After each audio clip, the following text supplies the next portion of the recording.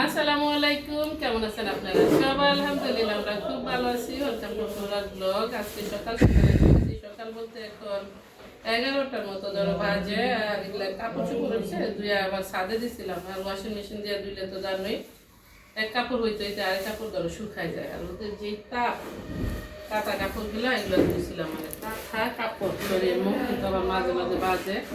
এটা south Africa থেকে আসার সময় নিয়ে আসছি, পুরো হয়ে গেছে লং লং লং টাইম ধরে একটা ইউজ করতেছি, মানে অনেক বছর Sorry.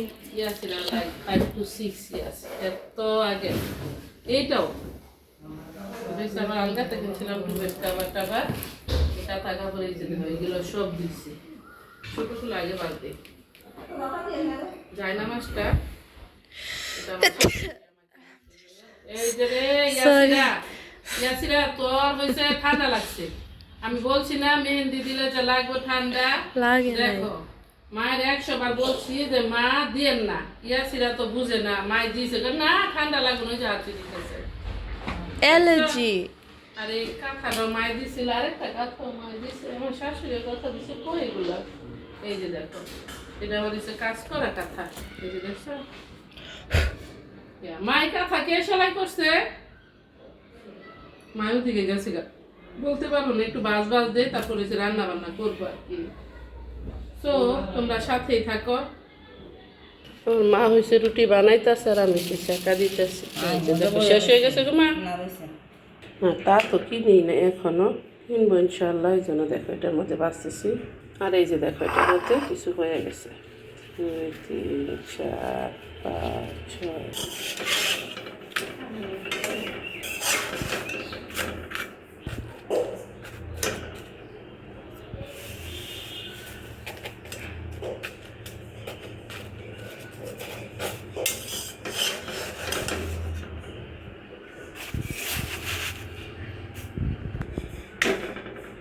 মাংস যে জোল আছে তরকারি আছে এগুলো আবার গরম দিয়ে দিচ্ছি।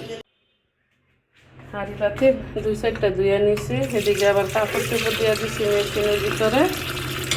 আবার কিছু শুকায় হয় না লেছি আমি তাদের মধ্যে দুনিয়া রোদ করে উঠাইলে। এই বেসিন রয়েছে এই নিচ দিকে গর্ত, মানে কোনো কিছু আমি সোজা করে রাখতে পারি না, পানিতে একটু জল না দিয়ে দিই। এগুলো হচ্ছে আমাদের ক্ষেতের ভেন্ডি, আমার মা সাথে নিয়ে আসছে, একটু জড়তে দিলাম। আর এখান থেকে আর এখানে একটু দেখো কচু শাক ভিজাই নিছি, আর হয়েছে একটু মাংস অল্প স্বল্প। বিসমিল্লাহ, বাজিটা বসায় দেয় আগে, ভেন্ডি বাজি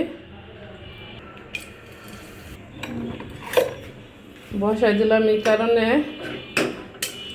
আমাদের আবার কারেন্ট চলে গেছে। কারেন্ট চলে গা দেখা যায় আবার পানি টানিয়ে ওঠে না।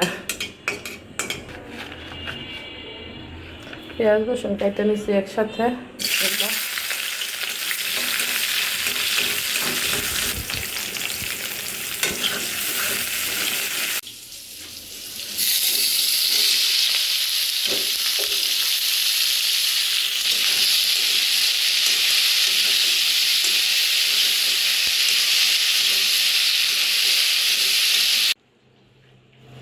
রান্না বান্না অলমোস্ট আমার হয়েই গেছে,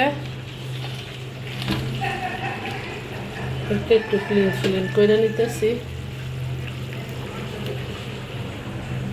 আমি রান্না বান্নার পরে ডেইলি একটু ক্লিন করি, পরে যখন দেখি আবার বেশি ময়লা হয়ে যায় তখন আবার একদিন সুন্দর করে আবার একটা ক্লিন দেয়, মানে ডিপ ক্লিন যেটাকে বলে আর কি।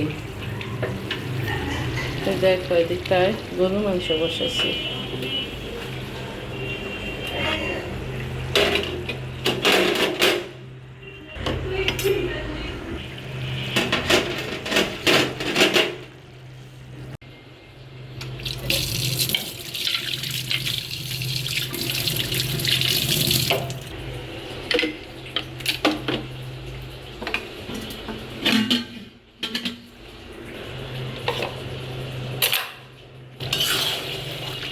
মাছ তো একটু জিরা বাচ্ছি, জিরাগুলো বাইজা দিয়ে দিই তরকারির মধ্যে।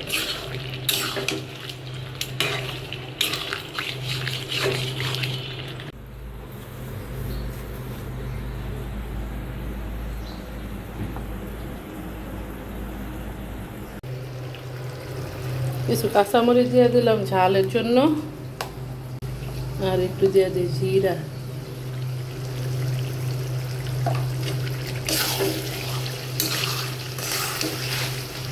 আমার মা আবার সব তরকারি এই টাইপের ভাজা ভাজা পছন্দ করে, মানে শুকনো শুকনো। এর জন্য জোর না রাখা একটু শুকাইতেছি, মশলাটা একটু বেশি দিচ্ছি যাতে মাংসের গায়ে মশলাটা লাইগা থাকে। আমরা রান্না বান্না করে খাওয়া দাওয়া করে লাগছি, নামাজও করে নিয়েছি, কিন্তু একটা ভুল করছে আমার বাবা আর ইয়াসিরা। কি খান নাই? আমার বাবা বলছে কচু তরকারি রান্না করতে, তাও নুনাই বেশি সাথে, এই যে দেখো রান্নাও করছি, কিন্তু খায় না এরা। চালা কি করে আগে খাইছি। আজকে রান্না হয়েছে কচু শাক, তারপরে হচ্ছে গরুর মাংস আমি শুকনা ভুনা করে ফেলাইছি, তারপরে হচ্ছে শুটকি ভর্তা, চুকা পাতা ভর্তা, স্টার্টের। এই যে দেখো আর হয়েছে ভেন্ডি ভাজি। খুব স্বাদ হয়েছে। হ্যাঁ, মজা হয়েছে।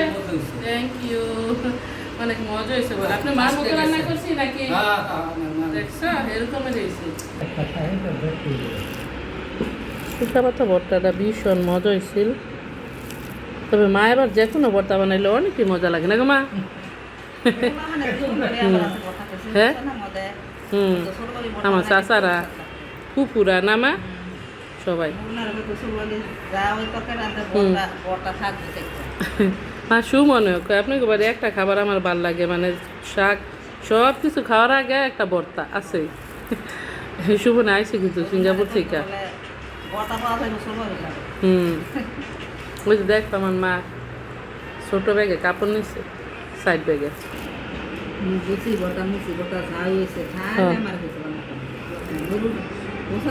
ভাবি যে তরকারি সে তরকারি কোনো পাইই না, বাইরে সেই স্বাদ না, সে তরকারি নাই।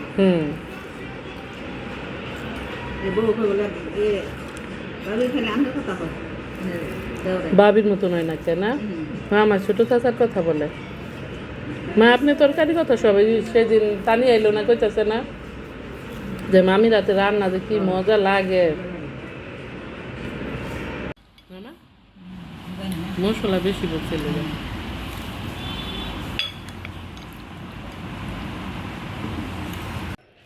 খাওয়া দাওয়ার পর নিতেছি কয়েকটা বাদাম বাজছে, আবার দিকে লইছিলাম কিচেন ক্লিন করি, দেখলাম আস্তে আস্তে যেই হয়ে যায়। একটু বড় করাই লই না গো মা। দূর আকাশে দেখো পাখিরা উড়াইতেছে, আর আমার বাবা মাও চলে গেছে, সাথে খালাও চলে গেছে।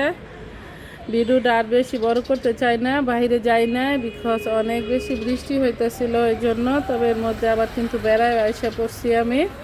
আর তোমাদের কিন্তু অনেকেরই কোশ্চেন, আমি সাউথ আফ্রিকা থেকে একেবারে আইসা পড়ছি নাকি, কতদিন থাকবো, আর কেন আইসা পড়ছি, এসব ওইসব। আমি কিন্তু বলছিলাম যে কিছুই না, এমনিতে আসছি, আবার ইয়াসিরাও যাইবো। তোমাদের এক সময় একটু আসলে মানে কথা বলতে চাইলে তো সময় লাগে, এমনিতে দেখা যায় ব্লগ করি, ভিডিও করি, রান্না বান্না করি, এদিক সেদিক যাই, তখন ভিডিও শেষ করে ফেলাই কি। আর কথা বলতে চাইলে তো ধরো একটু বৈশা তারপরে বলতে। ইনশাল্লাহ 2-1 দিনের ভিতরে তোমরা ভিডিও পাওয়া যাইবা। সাউথ আফ্রিকা আবার যাবো কি না, আর সাউথ আফ্রিকা থেকে যে আসছি কতদিন হয়েছে, আর কতদিন থাকবো, তোমরা কেউ আবার মাইন্ড করো না। কিন্তু আমি অনেক বেশি সরি যে তোমাদের উত্তর দিতে পারতেছি না। একটা আপু আবার বলছিল তুমি তো আগে সবসময় উত্তর দিতা, এখন কেন উত্তর দেয় না? আসলে ওরকম সময় হয়ে ওঠে না। সাউথ আফ্রিকা দেখা যায় থাকছি, যে ওখানে অত ব্যস্ত ওরকম ছিলাম না আর কি।